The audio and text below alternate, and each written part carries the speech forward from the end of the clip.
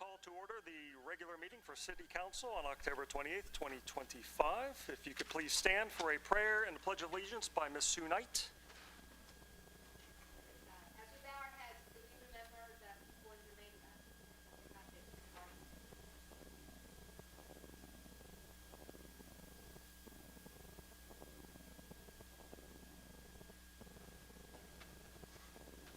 Allegiance to the flag of the United States of America and to the republic for which it stands, one nation, under God, indivisible, with liberty and justice for all. Ms. Buhite, would you please call the roll? Yes. Mr. Tankersley? Here. Mrs. Sharpshire? Here. Mr. Cook? Here. Mr. Levitt? Here. Mr. Cox? Here. Mrs. Knight? Here. And Mr. Schmidt? Here. Thank you. Are there any corrections or additions to the minutes of our last meeting? All right, seeing none, those minutes will stand approved as written and distributed. Reports and communications, Mayor Hardman. Yes, the first thing I would like to do is call upon Sergeant Dye, who has a special presentation he would like to share with us tonight. Good night, everyone. I'm here tonight to recognize Officer Joe Altman. Joe, if you want to come up with me. Joe is the recipient of the 2025 Ohio Distinguished Law Enforcement Community Service Award that was presented to him by Attorney General Davey Yost. There's a picture up there on September 30th. We were at the Attorney General Law Enforcement Training Symposium. Joe was nominated by Dayton FOP Lodge 44 and his wife Ashley. Ashley called me back in May and asked me if I would be willing to sign the nomination as a supervisor, and I said most certainly. He is one of the most community-oriented police officers I've ever worked with in 25 years of service. Just a little synopsis of the nomination. It says, Officer Altman has made it his mission to help military veterans who fall through the cracks after returning from service. His efforts inspired colleagues of the Sharonville Police Department with military experience to band together and reaching out to develop vets in crisis. Altman, a veteran of the Coast Guard and a former federal police officer, initiated the Veteran Response Program in his department with the help of the Ohio Attorney General's office, which encourages such initiatives at agencies statewide. Altman has helped veterans secure their military records and medals, find help with home repairs and ramp installations, which I saw one today, just helped a gentleman do, and obtain services through Cincinnati Veterans Affairs Office. He also had a report earlier this year. He uncovered a home health care aide who was fleecing a veteran out of thousands of dollars. And he also helped arrange honor flights to Washington, D.C. A little bit about Joe. He grew up in Sharonville. Ever since I worked with him, we were fortunate to spend a year together before he went to the schools. He's very passionate about Sharonville, and he's probably one of the best officers I work with. And he also does things with the Cincinnati Reds, and I know he's working on the children's book about the city of Sharonville, and he showed me some of that, and it's really nice. Awesome. But very honored to have been a part of his nomination because he was very deserving of this award.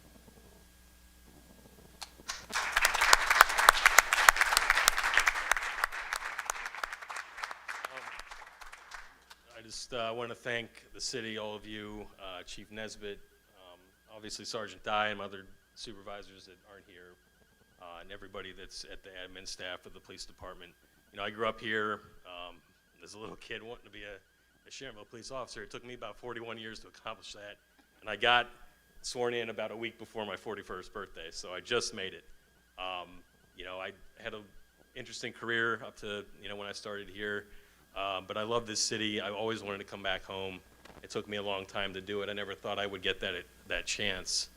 And you all have, you know, the police department, the folks that hired me and allowed me to be here, you know, helped me achieve that goal. And I just want to make them proud. I want to make the city proud.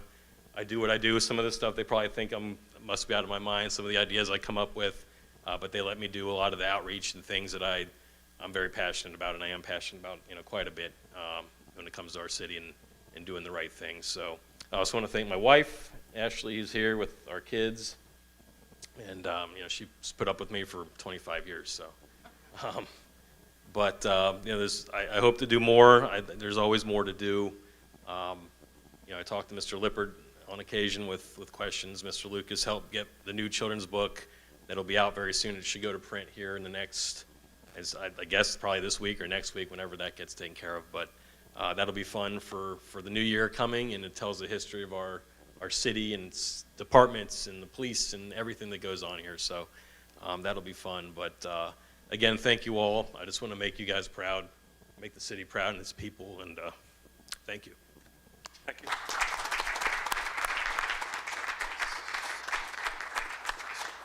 So it is always, I know, the administration knows, I think all of council up here knows what a great ambassador of the city of Sharonville you are, going above and beyond what it is to be a police officer, in the work that you do throughout the community, the way you represent the community, whether it be in a, news report or anything else, the work that you do with veterans in order to just present the city in a good light. So it is especially nice to see recognition going beyond just the borders of Sharonville like this one. It's well-deserved. Joel, thank you very much for what you do, and keep doing it. And I can't wait to see the finish. I've seen the proof. It looks really awesome, so I can't wait to see the finished product on the Sharonville children's book that is yet to come out, so which we'll see next year, hopefully.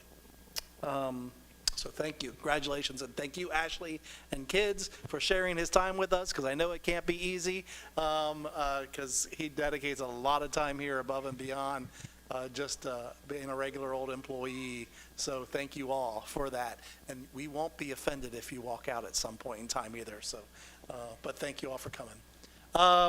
With that, I know the National Safety Council is here this evening to also present a presentation for our police department as well.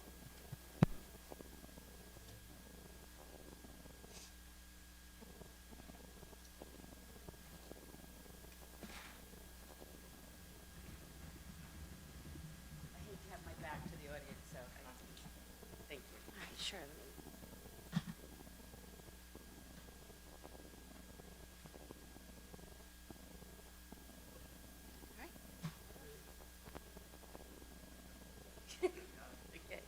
Okay, hello everyone. Thank you so much for having me. I'm with the National Safety Council, and we are in our third year of grant funding through the Ohio Traffic Safety Office to work with employers so that they can make traffic safety important for their employees' well-being. And so I'm going to give you just a very high-level, quick overview of the programming and what we do, and then I will go on to elaborate some more on one of our components that did involve the Sharonville Police Department. So our mission throughout the country, so we're like in 4 states. It started out in Texas about 20 years ago, and it's grown quite a bit over the time. So we're in Louisiana, like I said, for our third year. We are in West Virginia, we just got a grant for, and North Carolina. And as each year goes, we hope to continue to grow to bring the program around the country, because we want to promote the safe driving through employer education to reduce crashes, save lives, and build a culture of safety. We serve every type of employer that there is, so it doesn't matter if it's a flower a flower store that has a truck that makes deliveries, all the way up to things as big as like Ohio CAD or GE Aerospace. I'm from New York originally, but I live in Louisiana for the past 35 years. I travel quite a bit here to Ohio to do the work that I do, so some of the things I'm not all that familiar with, but I'm trying to learn some of the bigger companies. But we want any type of industry, any type of business that has people mainly that drive for their companies to be invested, but also it's very significant to understand that even if an employee is on his or her own time, like on a weekend, taking their kids to wherever or grocery, whatever they do, and if they get into a crash, that does affect the employer come Monday or the next time they're supposed to go to work if they then can't show up for work. So we want all of this to be all-encompassing so that employers, employees, and the communities that they operate in can really work on promoting traffic safety at every level. So we have a lot of components to our programming. Everything is data-driven, and we get a lot of the resources from the Department of Public Safety here in Ohio, and we take this information. If you don't know, for those of you that are not in the traffic safety world, you guys had about 1,100 fatalities in the state of Ohio in 2024. 1,100 people died on our roads. Across the country, last year's numbers were about 39,000 people died every year. And crashes are preventable. Every single type of crash that happens is preventable. And so We just have to follow the rules and make good choices when we're behind the wheel so that these numbers can continue to go down. So we use that data to make our program significant. We're probably going to try to focus on some of the higher fatality numbered counties in the state as our main focus to get to people, but crashes happen everywhere, even in very rural and non-busy communities, and we want to make sure everybody makes it home at the end of the day. We have great partnerships with some of the people that we have been working with, and one of those components is that we have an advisory group where we have business people from all different types of entities. Tenant Right, Hermes just recently joined our group, but we also have like someone from Ohio CAT, Children's Nationwide Children's Hospital, the Ohio Chamber of Commerce, people are on there, the Ohio Bureau of Workmen's Comp people are on there, all of these. And so we use those people to kind of help us say, this is where we'd like to see these initiatives go out. We do all sorts of trainings and presentations. Everything that I offer to the communities, to the states, is free. It costs nothing for anybody to have me come here, to be here. We do things in person and virtually, and we have some great presentations. We have 2 really strong cornerstone trainings that are about half a day each. One is the workplace impairment training, which talks about the different types of impairment, as well as the Our Driving Concern training, which talks about the 6 different types of risky driving behaviors and how all of that affects employers when crashes happen. We have a great website that has all sorts of digital resources that are available to anybody, also free. You could go to oh.ourdrivingconcern.org, and we have like traffic safety toolkits, one specifically for occupant protection and one specifically for distracted driving. Funding for that, to build that website up, came from ODOT, to which we're very grateful for. And as the years go on, I hope to build more toolkits to include impairment and speeding and aggressive driving and fatigue and all of that. And then one of the things that we do, which we copied from Texas, was to have this employer recognition program. So we put out word of people to submit applications about what they've done in their business or their place of employment that has had reduced traffic incidences taking place. So even though the program itself is for anybody basically that drives, the award component would be more for people that drive for them in their line of work. And so we have a couple of people that won this award, and I'm just going to show you this. So we make this video. Oh, you don't have the video. No. I don't think I can pull that up now because it's on the thing. Okay, that's all right. There's a video that we produced that's about 2.5 minutes long. It's on the drive. Yeah, I can get it. Did you give me back the thumb drive? No, okay. It just says awards video.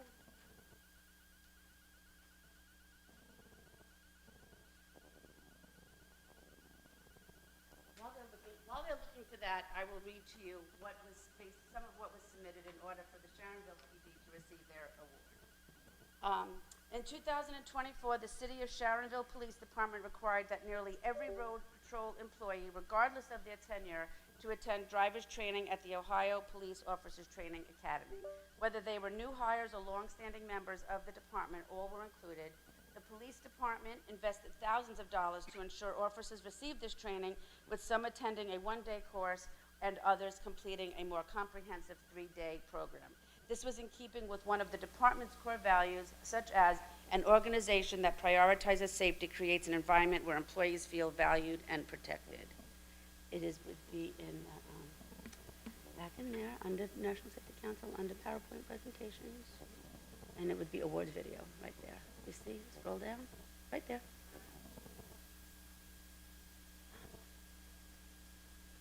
No? There we go, okay. So we'll play this slide, just hit, okay.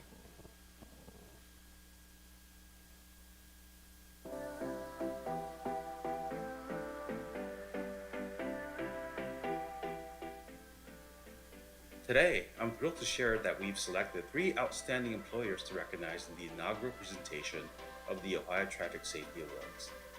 All three have implemented policies and procedures and have committed to education and training, which are all key components to making travel safer across the state.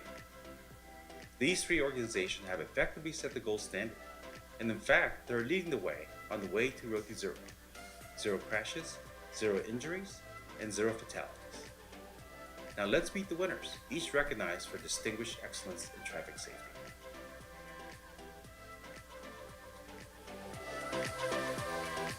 In 2024, the City of Sharonville Police Department expanded officer-driver training to improve safety and reduce crash risks. Ongoing education, supervision, and in-vehicle monitoring reviews help protect employees, safeguard the public, and limit liability. Ohio Operation Lifesaver reached thousands with rail safety education in 2024, training first responders, engaging communities, and raising awareness across the state. With support from 70 volunteers, they work to reduce vehicle train and pedestrian train crash incidents through education, engineering, and enforcement. At Transportation Research Center's 4,500-acre campus, experts are advancing vehicle safety through cutting-edge testing and collaboration. In 2024, TRC invested $25 million in crash research, all while maintaining a strong safety culture for employees, visitors, and partners. In conclusion, let's agree, the dedication demonstrated by each of these award recipients is making a real difference, not just for their employees, but for everyone on Ohio roads. Congratulations and keep up the great work.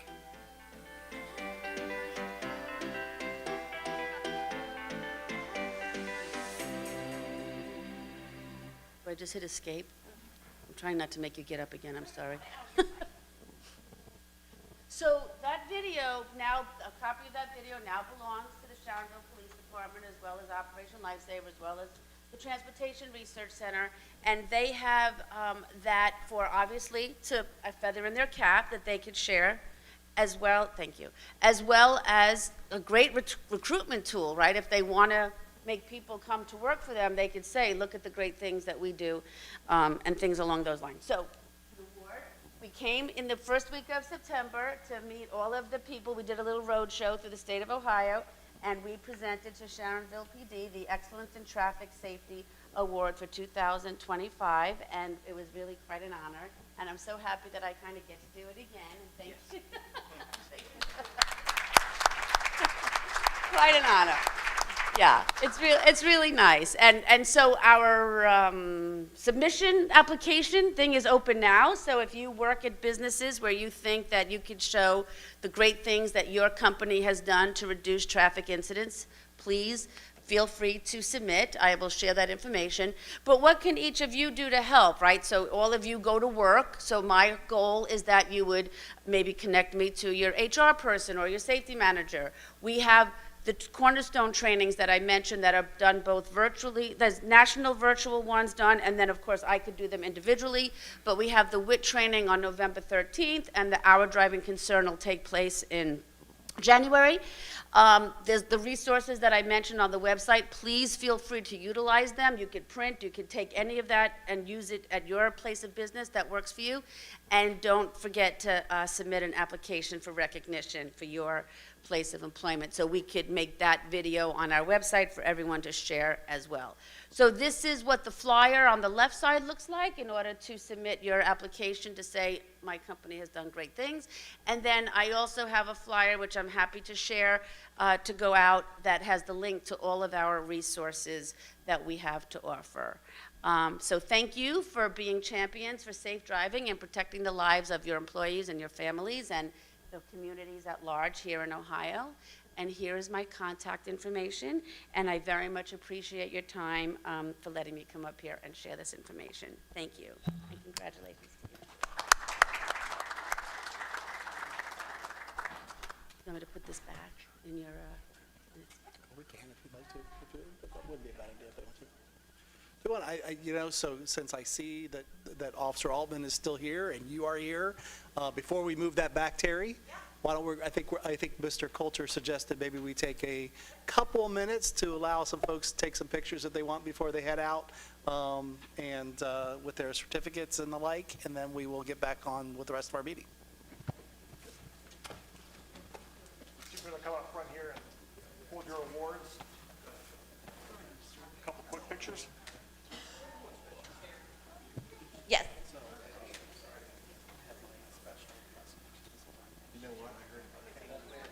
Sure. This evening, Chester Road was in very good hands this past weekend because I think we had Supergirl and about 4 different Supermen there, with Cincinnati Comic Con being at the Sharonville Convention Center. I am sure that they did a great job hosting that event. I know that rather than seeing a bunch of horror fans coming in and out, we got to see a lot of comic fans, horror. Thank you. I got to make sure I pronounce that correctly, Mr. Lippert. But always great to see our convention center filling up. I also I know some of you, because I've heard from you, have seen some social media posts, as well as a petition that is going around as it relates to a resident of Sharonville, and some activity that is happening on their property. I just want to make it clear to all of you, if you're getting the questions about what the status of that is. So there was, attention was brought to our community development department about a possibility of someone engaging in retail activity in a residentially zoned area of Sharonville. The community development department checked it out. They said that was what was happening. They then did what they would with any other type of corrections-based response. They sent a letter telling them you need to stop or contact the community development department to see if there are other ways to deal with what you're doing. That individual did contact the community development department, has asked to appeal that decision. There are a couple of routes that can go with that. One route, which is apparently the one that right now is heading, takes it to the Board of Zoning Appeals to say, no, I'm not engaged. I think what he's basically saying is the community development department is wrong. I'm not engaged in the retail sale of goods. And so therefore, I don't fall within your zoning regulations for that purpose. So that would go to the Board of Zoning Appeals to say, the Board of Zoning Appeals, tell the community development department they're wrong. Right now, that seems to be the route that that resident is taking. The other route would be, yes, you're engaged in retail sales, you're engaged in a home occupation in a residential district. You would come to the Planning Commission to potentially receive a conditional use permit to do certain things with conditions if the Planning Commission felt it was appropriate for the surrounding areas, what's existing there, and all those things. That conversation is still ongoing with the Community Development Department from what I understand as far as what route that resident wishes to take. Those meetings are at the second Wednesday of the month. They are separate boards than you, obviously, as council, which I think you know that. That's more for the purposes of the public to share with them. I would also indicate, because I know you guys have heard these comments, that for some reason this enforcement is taking place because of our plans with Gower Park. Has absolutely nothing to do with Gower Park. The city has no intentions of purchasing this individual's property, has not made any offers to do so, doesn't want to do so. Our plans for Gower Park do not include this particular piece of property in order to do that, and our changes to Gower Park. So just want to make that aware to all of you. I think you all know that, but also to the public. Right now we are, as we are with any type of activity, enforcing our code as it is currently written as it relates to a retail business that is taking place within a residential zone as determined by our community development department. And like I said, there are options to deal with that. Obviously, where would you guys be involved if at any point in time? Is if for some reason we wanted to change our zoning map or we wanted to change our zoning laws? I don't think I would advise any of us doing that because I don't think anybody wants someone operating a retail business out of their neighbor's house in their neighborhood, but without there being conditions by purposes of, that's the purpose of the planning department and conditional use permits when they're allowed. So I just wanted to make sure that that's out there publicly, because there's already public information out there, and so that you have the knowledge as far as where things are at when residents are contacting you, asking you why we are doing something or not doing something, and what the options are that are available, that are out there, to potentially allow that use to continue in some way, shape, or form. It has nothing to do with that. Again, we're not shutting any farm down. We have no authority to shut down the farming of what's going on at that particular home. That has nothing to do with any of this. However, there is a farm store, which store seems to say it's a retail business, that is taking place, that has come to the attention of our community development department, that did not exist. Our community development department did not realize that was happening. And when they learned of it, they looked into it, determined that it was, and took the action according to our code. So I just wanted to get that out there so you're aware. And obviously, if you have any questions, you're welcome to reach out. Or if you have residents who have questions, you're welcome to refer them in order for us to handle that accordingly. So, but that individual does plan to be at either BZA or Planning Commission, second Wednesday of November. So, thank you. That's all I have for this evening. Thank you. Safety Service Director, Mr. Lucas. Thank you. Before we get into the legislation this evening, today is National First Responders Day. So, Sioux first responders are still here. So, thank you for your efforts. And for those in the public, when you see a police officer, firefighter, and other first responders, please be sure to thank them. Legislation-wise, like I said, there's three pieces in front of you this evening. The first is Ordinance 2025-44, dealing with the cybersecurity program and plan. Jesse's here to talk about that. And he'll come up and not divulge too much information because he can't, but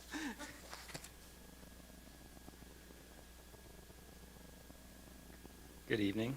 So as Mr. Lucas indicated, we are presenting a legislation regarding the adoption of a cybersecurity program, and the intent of this legislation is to comply with recent changes to Ohio Revised Code, which requires that all political subdivisions have such a program in place. And it has language that requires us to adopt a program that protects the entity's information technology assets, data, and so forth, and networks and so forth.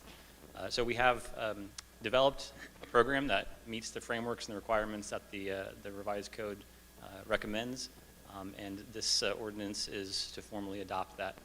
And as Mr. Lucas indicated, this is something that's not privy to the public. It is exempted from public record because of the nature of the material could affect our cybersecurity protections and our defenses if it were publicly known. So these details aren't in the legislation, but it is developed in an internal program document.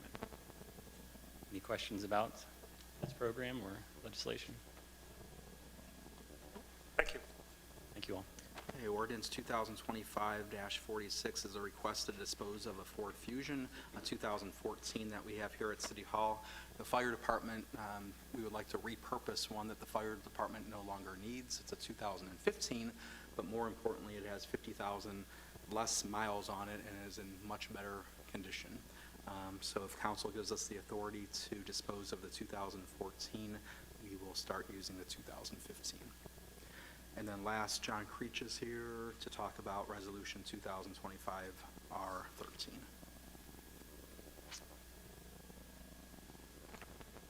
Thank you. Good evening, City Council. This is a resolution coming to you from the Planning Commission. It's a recommendation to adopt the Mill Creek Triangle Trail Feasibility Study. Let's see here. There we go. So this study was led by Tri-State Trails. That's a regional organization who is, their primary interest is to increase biking, walking, trail opportunities throughout Hamilton County and the region. So this document just kind of provides a master plan, if you will, big picture idea of trail connections throughout northern Hamilton County which obviously Sharonville is part of, to connect major destinations. A lot of park areas, the Loop, downtown Evendale, Reading, lots of basically points of interest in the area. So the document doesn't put a financial obligation on the city. It's basically a study that many of the communities that participated in this, and I'll show a slide of that, basically ask all of the participants that participated in this study, because it's a regional trail program, to work together collaboratively to implement trails in northern Hamilton County. So that study kicked off in 2023. Gabriel Rhodes and I were kind of tag team at being on the steering committee, participated in several meetings. We actually had a public input meeting here in Sharonville, maybe 2 meetings at Sharon Woods Park. So these are some of the partners, and you can see it's basically all the communities here in northern Hamilton County. Great parks as well. Tri-State Trails led the study. Arcadis was the consultant. And they actually included a picture of our newly installed bike trail there along Lebanon Road in the study. That's shot from Brad's Bauer's drone, I think. So this is a map that just gives you an idea of the overall area that was included in the study. And I've just drawn there the little red oval that kind of shows Sharonville. You know, where do we fit into this overall area? So, and then we drill down a little bit, and there are a couple areas that are of interest to us. The Sharon Creek Greenway focus area, basically the area along Sharon Creek that goes basically from Cunningham Drive down in Evendale along the east bank of Sharon Creek to connect, go through the loop, and eventually connect to the that path that I just showed you in that aerial view along Lebanon Road just south of La Rosa's. So that's part of the plan. And the study really looked at, what are the best alternatives for that trail connection given existing development patterns, everything that's out there now. And then 2 other focus areas here. This is part of the same trail, is to accomplish that east-west connection from Sharon Woods to Glenwood Gardens. There's also the village of Glendale that would be involved. But their trail would likely come along Sharon Road or Chester Road from the south. And then the most logical place would be to utilize Chester Road, because we did that streetscape there several years ago. The width is perfect for a multi-use trail, and it's used quite frequently already. And then going north and then turning eastward along Kemper Road. And there's just a small gap there, really, that we need to fill between Chester and Mosteller Road. If you haven't had a chance, there's some work going on right now on Kemper Road, where the existing trail that runs from Mosteller Road all the way to Lebanon Road is being repaired right now. Actually, they're resurfacing it. They just finished up right in front of the police department today. So that's the trail that this would connect to. So approval of this resolution would basically approve this plan. That document, the ultimate implementation would be up to the project partners collaborating. But again, it's crucial that this document be adopted by all the participants in that study so it can be used for grant opportunities in the future. That's one thing that especially government funders look for, that there's a plan, there's a reason why that the jurisdiction is applying for this. The Planning Commission reviewed and approved this trail on October 8th, and they approved their resolution 2502. They recommend approval. And I would like to introduce Brad Bowers, Tri-State Trails. He was basically led us through this study, as well as Michelle Gotchlich. I don't know if you folks know her, but she is the executive director, or not the executive director, the president of the board of the Mill Creek Alliance and also the Mill Creek Collaborative. So she has been working on trails throughout Hamilton County for many, many years. And I think everyone appreciates that. Thank you. happy to answer any questions. And if you want to, they can come up and speak, but I think they're happy. Thank you. Thank you.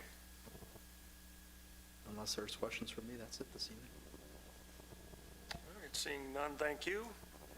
My report, just 2 reminders to council that November 13th, we have an internal budget work session with council from 5 to 8. And then we do have 1 regular council meeting on November 18th for the month of November. That's it for me. Clerk of Council, Ms. Buhite. No report. Auditor, Mr. Cunningham. Good evening, everybody. Reporting through September 30th, 75% through the year. The general fund has spent 62.8% of that budget. Fire fund 68.7%. That all kind of translates into a slight uptick in the working cash, which I'm sure Mr. Irie will fill in the blanks on that. So that's my report. Thank you. Treasurer, Mr. Irie. Thank you. And the treasurer's report is on file with Ms. Buhite. Being 75% of the way through the year, the general fund has collected actually 94.2% to date, so we're ahead of pace there. The other reported funds are all ahead of pace as well. If you wanted any more to detail, you of course can refer to the report. The income tax collections to date for the year are down 1.83% compared to 2024, but we are still ahead of where we were this time in 2022 and 2023, and the motel tax is down 6% year to date. So overall, looking good. Thanks. Thank you. Law Director, Mr. Lippert. Thank you. Just one thing. A couple of council meetings ago, I told you about the favorable decision from the Franklin County Court of Appeals regarding the Code 51 liquor license. So the timeline to appeal that to the Supreme Court of Ohio is 45 days. That expired yesterday. I checked the online docket today, and they did not file an appeal that I could find. So I would recommend, if there is an indication of any type of liquor sales going on at the establishment, that be handled through a complaint to the Liquor Control Commission by our police. I did have some communication recently with Sergeant Dye regarding a run out there, and the indication was that the events that they have been hosting recently have been non-liquor events. That's all I have, unless anybody has questions. All right, thank you. Now we will bring Community Development Director Mr. Creech back up for his Community Development Annual Report.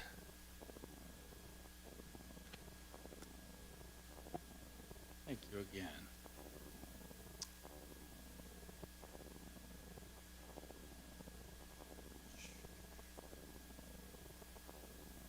All right. Great. Happy to be here to give you our 2024 departmental report. So 2024, it was a really good year. One thing we started doing, maybe it was 2023 or 2024, was asked by Mr. Lucas to put together the quarterly reports. So since we've been doing that, it's interesting just to see how things are progressing in terms of number of permits, inspections, revenue that comes into the city from building permits. When you put it all together at the end of the year, you really get a sense of just how much activity and money is being invested in a lot of the businesses here in the city. So this slide here, the next 2 slides, I show these all the time. It's basically the department members. So for 2024, myself, Mr. Rhodes, Randy Campion, our chief building official. I've got our years that we started work there and the various things we do. Kimberly Price, and as well as Donna Hollingsworth. One thing you'll note there is, many of you are aware, Ms. Hollingsworth left in 2025, moved across the hall now. She works in Public Works, and yeah, we miss her dearly. But I started looking at this and noticed, wait a minute, I'm the oldest person in the department now. Not the oldest, but yeah, I've been there longer than everyone else, so what does that say? And of course, we have temporary employees from the University of Cincinnati, We rely on those folks very heavily, and we are very happy with the work they perform. They get a lot of great experience, too. We deal with boards, Board of Zoning Appeals, Planning Commission. These are the people, the Board of Zoning Appeals, just for anyone that doesn't know or is listening, they listen to appeals for orders issued by the city for zoning violations, property maintenance, variances. If someone wants to build something, the building needs to be closer to the property line, for example, they would go to the Board of Zoning Appeals. Planning Commission reviews site plans for new development, conditional use permits, uses that are, maybe they're permitted in a zoning district, but certain conditions have to be met. They review rezonings and larger documents, planning documents like the Mill Creek feasibility study that we just talked about.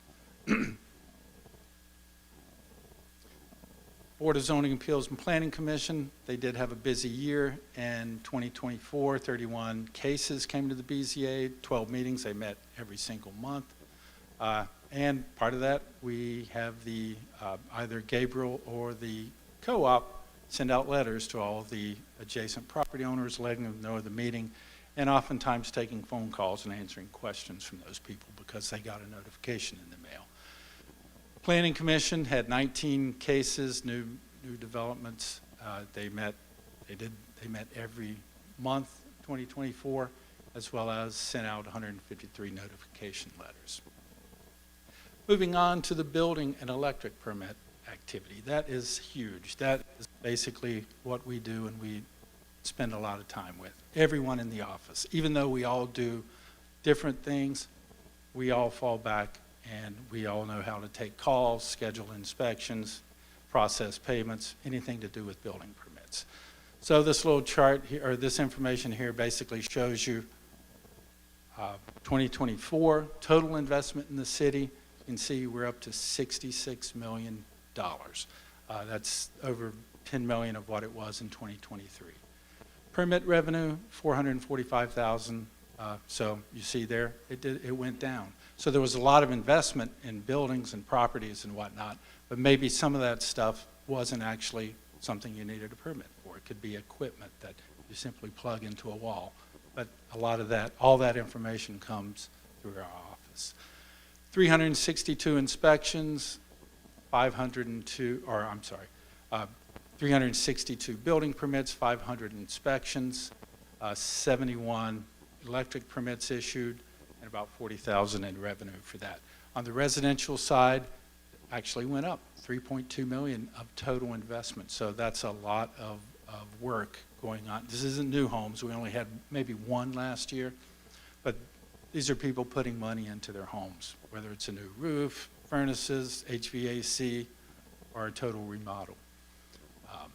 We collected 35,000 in permit fees, 280 overall permits, 195 inspections, and 58 residential electric permits. So the numbers for the residential were very close to what they were, 2024 and 2023. So what were the big projects? I mean, this is just the top 10, but there were hundreds. Cincinnati Children's Hospital was huge, and it's still ongoing, and I think there's a open house coming up on the 17th, so everyone's invited to that. That is a big project. Right up on that, Scarlet Oaks educational facility, always improvements going on to that facility. We actually had, so what I did is I just underlined if there's a new building, because obviously all of you know, we're landlocked, we don't have a lot of new land. Sometimes there's a tear down or a new building, but there's very little vacant land left in the city. But we did have a new building. It was a tear down on Houck Road, Vandalia Rentals. They were already here on Dowland Drive. They upgraded, tripled the size of their facility, and it was a pretty big investment. As well as UPS did a lot of technology upgrades to their facility for automation. Venco Venturo, that's a company that outfits work trucks, basically they're out on Best Place. And then I won't go through the rest, but you can see there's always work, money, and investment going on in these properties in town. So here's just a little chart to show the trend 2019 to 2024. I'm sorry I can't read those numbers from here, but since 2020, you know, we've been, things have been picking up, so we're doing good here. This is total combined residential and commercial. That's all permits. And that would be the fees that we collected. Just for commercial only, you can see, again, it's been going up. There was a slight decrease in 2024, and that was just the permit value, not the total investment that I talked about earlier. And then residential building permits, it's been pretty steady with, again, like I mentioned, an increase in 2024. I just wanted to run through a couple of these projects. The Cincinnati Children's Applied Gene Therapy Center, that was a former building occupied by a company that stored electric motors, and they assembled electric motors. They moved out. Cincinnati Children's moved into that building and have invested about $48.8 million total renovation of that facility. There's the Vandalia Rentals building on Houck Road. That was that company that was there previously sold mulch, and with this building, that was almost $4 million investment. Venco Venturo, that was a building addition out on Best Place. And the new Chipotle, that was actually approved by the Planning Commission back in 2024, and construction started in 24 and it just completed. And Valvoline have a very large storage warehousing facility out on Champion Way. That was about $1 million investment when they moved into that facility.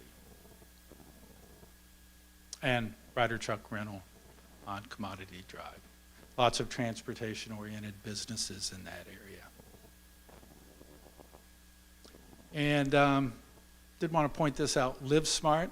Not sure we went to, if any of you attended the groundbreaking for that. That was approved by the Planning Commission back in 2024, right almost at the very end of Dowland Drive on the left-hand side of the road. Project is under construction, started in 2025. That's a $17 million hotel project. I know I'm just going through a lot of stuff here, but you know, we do kind of deal with so many different things. The Sharonville Convention Center EV chargers. So last year when I presented this information, we only had 1 year of information to look at. So now we've got 2 years of good information. So you can see in 2023 we had 258 charging sessions. On 2024 we'd had 403 sessions. So more people are, there are more events obviously at the convention center. And you can't see those charts, but if you looked at them, you would see on the weekends, that's when we get the most electric vehicle charging sessions of those chargers out in front of the convention center at the Hyatt Place Hotel. And Gabe had mentioned earlier today that there were 7 charging sessions over the weekend. So I'll be curious to see what the numbers are for 2025. Just some other things we did in 2024. We amended the zoning code, put some regulations on smoke shops and vape stores. That was a zoning amendment. We updated our floodplain property database. So there's about over 1,000 properties in town that are in the FEMA floodplain. So you can see it there in that map. So it's very critical that anytime anyone does anything on these properties, we have to know about it and basically get a permit for any type of work in case we're ever audited by FEMA. The Mill Creek Triangle Trail, which hopefully you will approve tonight. And we did a building permit fee study. That was something we put in our budget to do. It was one of our goals. So we looked at the council here got the report from the Community Development Committee. So what we did is we looked at all of our peer cities in the region, compared our building permit fees against theirs to see where we stood. Did we need to do anything? Did we need to raise our fees?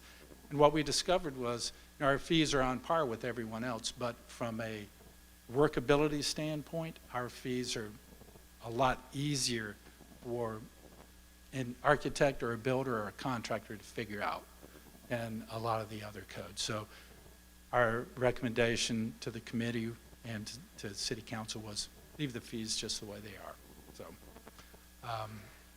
and then blanket courtesy letters. So what this is something we've started doing where we send out letters to all the properties in town, affected properties, that maybe there's shopping carts that are parked out in front of the place, or they leave them out by the street at a bus stop or whatever. So we've identified all these properties and we send them reminder letters every couple times a year. You have to clean these carts up, put them back in their corral or in the store at the close of business every day. Whether it's that or a letter reminding them to clean up their detention basin. So there's several different categories of blanket letters that we send out.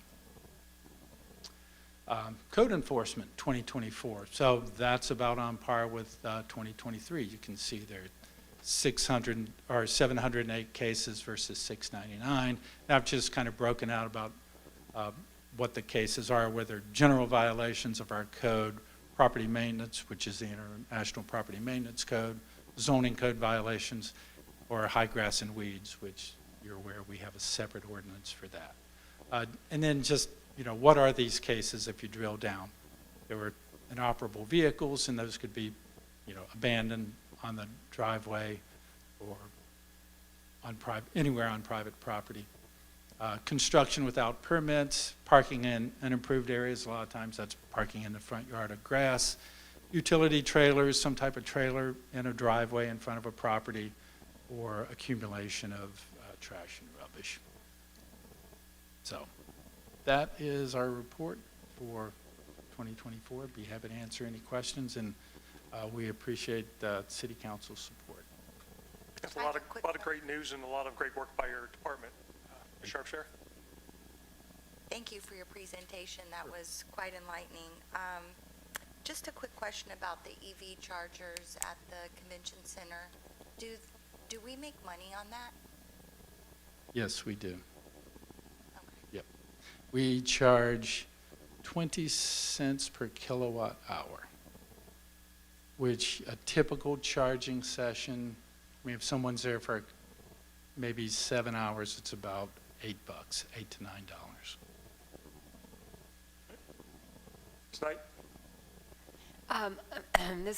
I'm glad you're here, because a resident called me the other day, and she's wondering how, if someone has a lot of trucks parked in their driveway or trailers, do they just call you, or she's afraid to make a complaint because she's afraid that a person will come after her, but it's all anonymous, right? So whoever, Yeah, okay, that's sure. what I told her, but I'd ask her to, now I can give her the Right. benefit. No, if there's an issue, if someone thinks it's an issue, yeah, just give us a call or send an email, either one. We have an email called codeenforcement@cityofsharonville.com. With Can I that said, comment? however, I was just going to say, if they send an email, it's a public record. So if Right. somebody asks, we'd have to turn it over. So it's probably best if somebody does not necessarily want to know they're making the complaint, to pick up the phone and call the community development department, let them know what they've seen, where it's at, if they want to truly remain now, obviously, we're not going to get that information out if there's not a public record request, but if somebody wants to know, that would be. So you could email it, or you could make a phone call, or you could stop in at the community development office and just talk to somebody. So. And I will say, just to clarify things, so even though that Donna, who is our code enforcement officer, left, we do have another full-time and a part-time code enforcement individual. Right? That's correct. Okay. All right. Any other questions, comments? Mr. Lippert? Okay, I just want to make a comment for the benefit of anybody watching. The mayor's court cases that get cited, they have gone through and tried to get these properties to comply in various ways for a length of time before they make it to mayor's court. So by the time they make it to mayor's court, the goal is still compliance, but I think the magistrate and the code enforcement officers work well together as far as saying, if you want to get this over with right now, you can, but you're just going to get cited again tomorrow if you didn't clean up the issue. And so the goal is compliance, but when they do comply, since it's gotten to that point, the case is not just dismissed. They do either plead not guilty and have a trial, or they enter a plea of guilty to something. Just wanted to comment on that. Thank you. Thank you. Any other comments, questions? All right, thank you, sir. Okay, at this time, are there any residents desiring to be heard before council this evening? I see a head shaking in the back and a lot of blank stares. Okay. Council Committee, Community Development, Mr. Tankersley. Thank you. November 12th will be the next BZA and Planning Commission meeting here in these chambers. Start at 6:30, and Planning Commission will start at 7:30. That's all I have. Thank you. Thank you. Budget and Finance and Project Oversight, Mr. Cook. Thank you. The Budget and Finance and Project Oversight had a dual meeting this evening, and I will have my report out at the next council meeting. Thank you. Thank you. Community Services, Mr. Lovett. Good evening. No report this meeting, and for November, we will forego our meeting in November just due to the shoulder season and things getting going. So thank you. Okay. Honored citizens, Ms. Knight. Yes, yes, tonight I'm honoring all our Sharonville veterans. We would like to say thank you for all your service, and I would like to especially say thank you, Mr. Mike Donnelly, for your service. And your picture looks great, hanging up in the square. Thank you. Is it in a prominent spot? I'm sorry, what? Is it in a prominent spot? Yeah, I think so. He's right as you come around the curve. All right. No, you're down by, that's your dad. You're down by the, yeah. All right. It's a good spot. Law and Public Safety, Mr. Schmidt. The next meeting for Law and Public Safety will be on November 11th. Now, that is a federal holiday, but the city of Sharonville will be working, so everyone can get here. There'll be only one council meeting in November, that's the 18th. So the Law Committee is on the 11th. Thank you very much. Thank you. It'll be in the administrative conference room, 5 o'clock. Okay. All right, rules suspension motions. Before we move on, what time is our Veterans Day ceremony that day? 3. Okay. I just want to make sure we weren't going to have a conflict. It doesn't sound like we will. On the 11th. Yes. Okay. All right, rule suspension and motions, first and only reading, 30-day effectivity for Resolution 2025-R-13. Is there a motion for rule suspension for the ordinance as read? Mr. Cook, thank you for the first. Mr. Cox, thank you for the second. Any discussion? Seeing none, all those in favor, yes? Yes. Those opposed, no. All right, that motion carries. Rule suspension motions for the second and third reading for 30-day effectivity of ordinance 2025-46. Is there a motion for rule suspension for the ordinance as read? Mr. Lovett, thank you for the first, and Ms. Knight, thank you for the second. Any discussion? Seeing none, all those in favor, yes? Yes. Those opposed, no. Okay, that motion carries. Unfinished business, Ms. Buhite. Third reading of ordinance 2025-44, adopting a cybersecurity program for the city of Sharonville. Thank you. Is there a motion for ordinance 2025-44? Mr. Tankersley, thank you for the first. Ms. Sharpshare, thank you for the second. Any discussion? Seeing none, roll call, please. Mr. Tankersley? Yes. Mrs. Sharpshire? Yes. Mr. Cook? Yes. Mr. Lovett? Yes. Mr. Cox? Yes. Mrs. Knight? Yes. And Mr. Schmidt? Yes. Ordinance 2025-44 has been approved. A second and the third reading of ordinance 2025-46, authorizing the Safety Service Director to dispose of surplus equipment. Thank you. Is there a motion for ordinance 2025-46? Ms. Knight, thank you for the first, and Mr. Schmidt, thank you for the second. Any discussion? Seeing none, roll call, please. Mr. Tankersley? Yes. Mrs. Sharpshire? Yes. Mr. Cook? Yes. Mr. Lovett? Yes. Mr. Cox? Yes. Mrs. Knight? Yes. And Mr. Schmidt? Yes. Ordinance 2025-46 has been approved. All right, new business. Ms. Buhite. All right. First and only reading of Resolution 2025-R13, Resolution of the City of Sharonville approving the Mill Creek Triangle Trail feasibility study. Thank you. Is there a motion for Resolution 2025-R-13? Ms. Sharpshare, thank you for the first. Mr. Tankersley, thank you for the second. Any discussion? Seeing none, roll call, please. Mr. Tankersley? Yes. Mrs. Sharpshare? Yes. Mr. Cook? Yes. Mr. Levitt? Yes.